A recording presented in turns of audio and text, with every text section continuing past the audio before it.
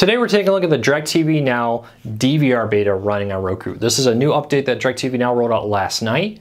You need a few things. You need to be in the DIRECTV Now beta. You need to have the DIRECTV Now beta Roku channel. If you had that before, you may need to go manually update your DIRECTV Now beta channel. Go into your settings, system update, and there it will download the most recent version of the DIRECTV Now beta. You probably got it overnight last night, but if you didn't, you need to go do that.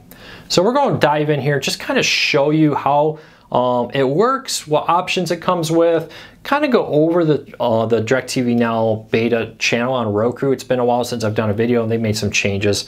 When you press down, you get this little pop-up guide. It auto launches now into the last channel you were. You can go into like Discovery.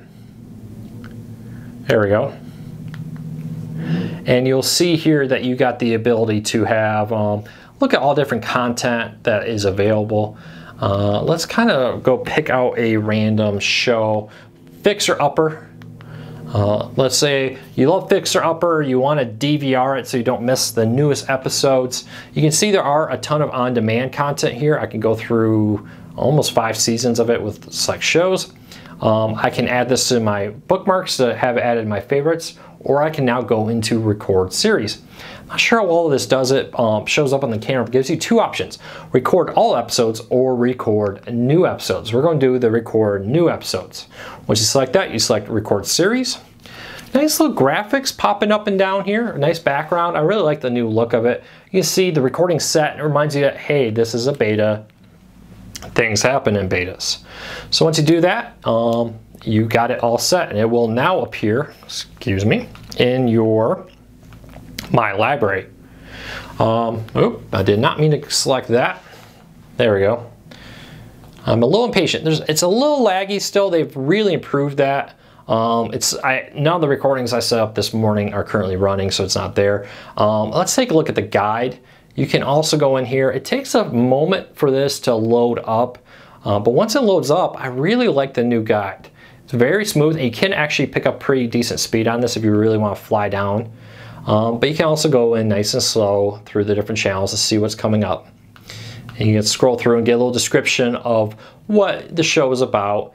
You know, I love sci-fi. I wanted to see everything coming up on sci-fi. I want to add this to my favorites. Now if you just click on the sci-fi logo, you get this guide just for the sci-fi channel. I could see coming up that, hey, they got National Treasures coming up, Futurama, and more. I can go in here and say, yeah, add sci-fi to my favorites.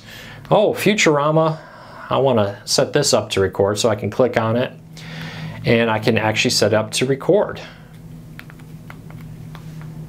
There we go.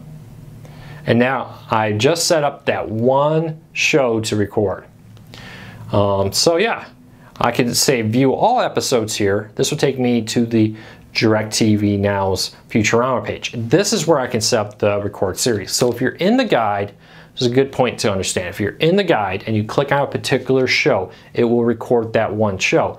You can say show me all ones from Futurama, and I can record the entire series, which is pretty cool feature there. If you're just like, hey, there's this one particular episode, you know, that I want to see that episode because I heard there's something special, it's a special musical or whatever, don't want to miss that. Or I can say, hey, I want all of them here. And it's pretty quick, pretty smooth.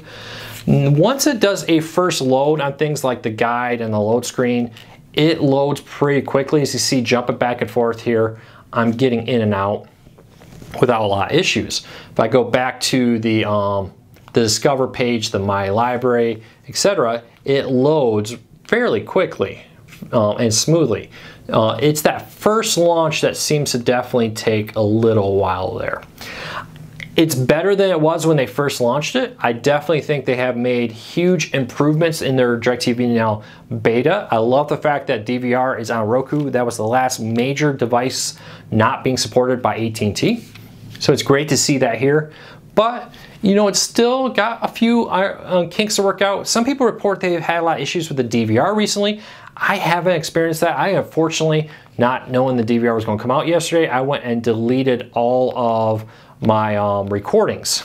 But overall, I've been happy with it. I think it's moving the right direction. It's not there yet, but I think DIRECTV Now is making the improvements everybody's been looking for to get their DVR out the door. If you got questions on this, let me know. I'd love to hear your feedback about the new DIRECTV Now DVR. AT&T is still saying spring 2018 this will come out. Not expecting this next week, just to be blunt. But all signs are pointing to still spring 2018. Who knows, they could surprise us all and roll it out next week. But I'm not holding my breath for that right now. But I would be shocked if it doesn't come out in spring 2018. Questions, comments, let me know. Hit that thumbs up, it really does help us. Share this, and we'll love feedback from you. So thank you for watching. Please subscribe. Join us every Wednesday, 8 p.m. Eastern, right here on YouTube for our weekly cord cutting Q&A, where we're live on YouTube answering your cord cutting questions.